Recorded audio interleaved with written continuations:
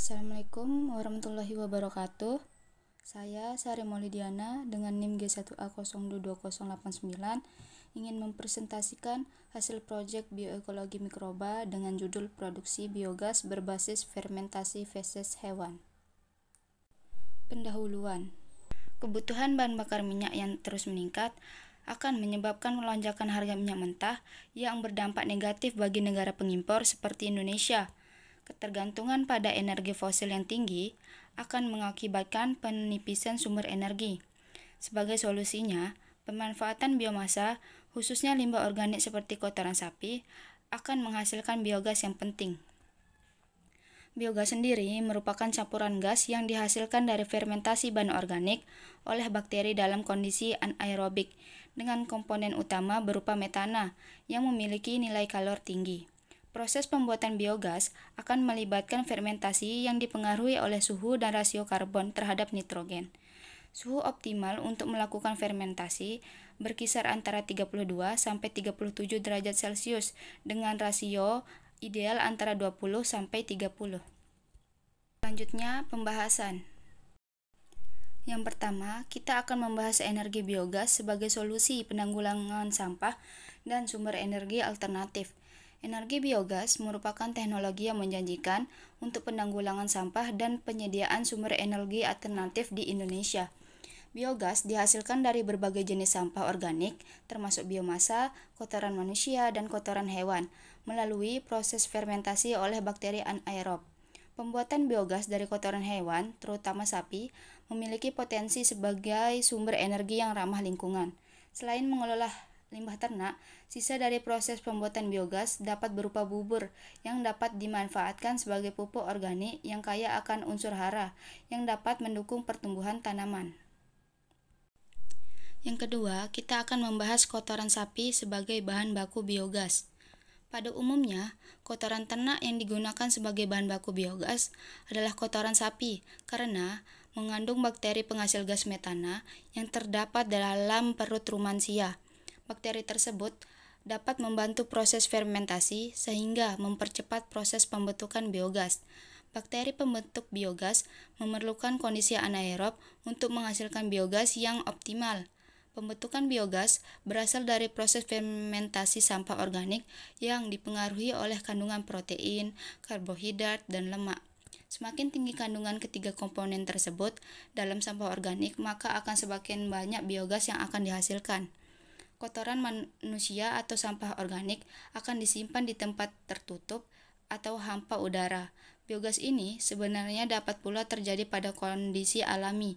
Namun, untuk mempercepat terjadinya gas, maka harus dengan membuat sebuah alat yang dapat memfermentasikan bahan-bahan tersebut hingga dapat dimanfaatkan secara optimal.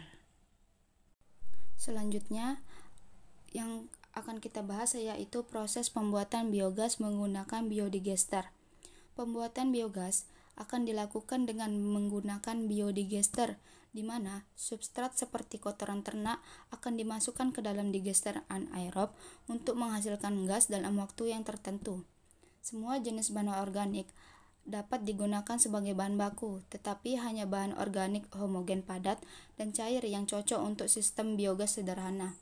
Proses pembusukan sampah organik akan menghasilkan gas metana dan karbon dioksida, namun hanya gas metana yang dapat dimanfaatkan sebagai bahan bakar. Kotoran hewan atau ternak akan diuraikan dan akan menghasilkan gas metan, gas yang dapat menyala apabila dibakar. Gas metan ini akan dihasilkan karena adanya perombakan anaerobik yang secara alami akan dihasilkan dari digester. Keunggulan gas metan ini adalah sifatnya yang terbarukan dan ramah lingkungan dibandingkan dengan bahan bakar lainnya. Pengelolaan limbah ternak sapi yang menjadi biogas yang ramah lingkungan merupakan teknik yang sangat menguntungkan karena tidak dapat merusak alam sehingga siklus ekologi akan tetap terjaga. Kotoran sapi yang memiliki kandungan selulosa yang tinggi dan beberapa nutrien seperti nitrogen, fosfor, dan kalium yang berfungsi sebagai bahan pengisi biogas. Kandungan utama biogas berupa gas metana sekitar 55% sampai 75%, gas karbon dioksida sekitar 25% sampai 45%, dan beberapa gas lainnya dalam jumlah yang lebih kecil. Biogas merupakan energi alternatif yang siap diolah menjadi sumber energi yang jumlahnya banyak dan bersifat bisa diperbarui. Digester anaerobik dirancang untuk mampu menopang beban dari bahan baku dan biogas yang dihasilkan. Melakukan perencanaan sebuah digester perlu memperhatikan kekuatan dinding digester untuk menahan udara luar yang masuk ke dalam digester sehingga tidak ada oksigen yang dapat menghambat proses anaerobik di dalam digester. Selanjutnya kita akan membahas jenis digester anaerobik.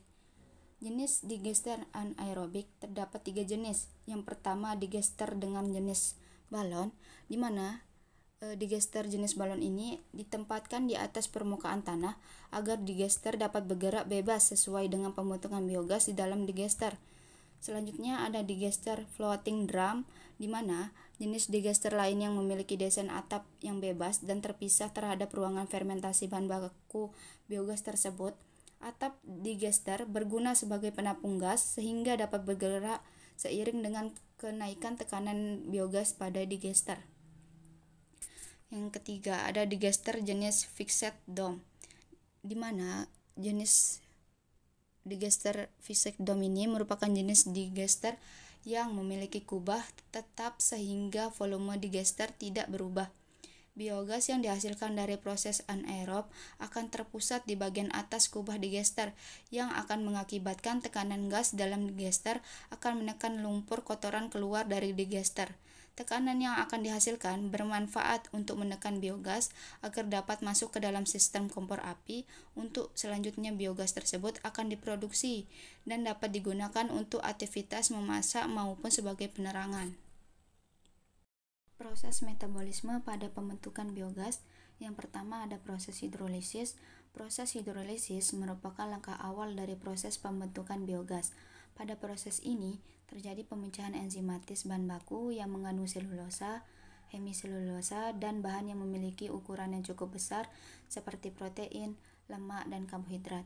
Protein yang terkandung dalam bahan baku akan menjadi asam amino. Karbohidrat akan menjadi gula yang sederhana, dan kandungan lemak akan diuraikan menjadi asam lemak. Pada proses hidrolisis, tidak semua molekul dapat dipecah menjadi bagian kecil, sehingga butuh perlakuan lebih lanjut pada proses asidogenesis. Selanjutnya ada proses asidogenesis. Asidogenesis menjadi tahap fermentasi selanjutnya setelah proses hidrolisis. Mikroorganisme asidogenik selanjutnya akan memecah produk hasil hidrolisis menjadi H2, CO2, asam karbonat, alkohol, serta sejumlah kecil produk sampingan lainnya. Selama proses asidogenesis, mikroorganisme asidogenik membutuhkan oksigen yang diperoleh dari oksigen terlarut, dan pada proses ini akan terjadi pembentukan lingkungan asam di dalam digester. Selama proses pembentukan biogas, perlu keseimbangan antara dua kelompok bakteri, yaitu antara bakteri penghasil asam dan bakteri penghasil metana. Selanjutnya ada proses asetogenesis. Menurut Gold 2015, asetogenesis akan menghasilkan asetat yang berupa turunan dari asam asetat dengan menggunakan sumber karbon dan energi dari asetogenik. Rasio asam asetat, karbon dioksida, dan hidrogen yang berbeda akan disebabkan oleh bakteri asetogenik seperti spesies Lactobacterium. Produk yang akan dihasilkan adalah asam asetat, CO2, dan H2 yang akan digunakan untuk pembentukan gas metana oleh bakteri metagonik. Proses asetogenesis akan membentuk ruangan di dalam digester menjadi asam, namun apabila bakteri penghasil asam terlalu banyak pH di bawah 6,2 akan mendapatkan penghambatan pembentukan CH4 dan akan meningkatkan produksi CO2. Dan yang terakhir adalah tahap metagonesis. Metagonesis merupakan tahap akhir dari proses anaerob di dalam digester. Bakteri metanogenik dalam proses anaerob akan menghasilkan metana dan karbon dioksida dari proses akhir asetogenesis, serta beberapa produk dari hasil hidrolisis dan asidogenesis. Pada tahap metanogenesis, bakteri metagonik mensintesis senyawa dengan berat molekul rendah menjadi senyawa dengan berat molekul tinggi. Bakteri penghasil asam dan penghasil gas metana perlu bekerja sama dengan baik. Proses pembentukan gas metana, bakteri metagonik memerlukan pH ruangan optimum sekitar 4,8 sampai 7,6. Dengan demikian, dalam penggunaan digester anaerob satu tahap, parameter fisik dan kimia dari sistem perlu disesuaikan untuk menjaga vitalitas organisme ini, seperti temperatur ruangan digester serta pH di dalam digester tersebut. Kesimpulan yang dapat ditarik dari presentasi ini, yakni biogas merupakan gas yang mudah terbakar yang dihasilkan dari proses fermentasi bahan-bahan organik dari bakteri anaerob. Pembuatan biogas dari kotoran hewan, khususnya sapi, dapat berpotensi sebagai energi alternatif yang ramah lingkungan, karena selain dapat memanfaatkan limbah ternak, sisa dari pembuatan biogas yang berupa bubur dapat dimanfaatkan sebagai pupuk organik yang kaya akan unsur-unsur yang dibutuhkan oleh tanaman.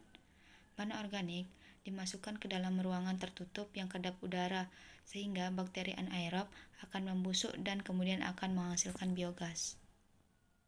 Mungkin itu saja presentasi saya. Sekiranya wabillahi taufiq wal hidayah. Wassalamualaikum warahmatullahi wabarakatuh. Terima kasih.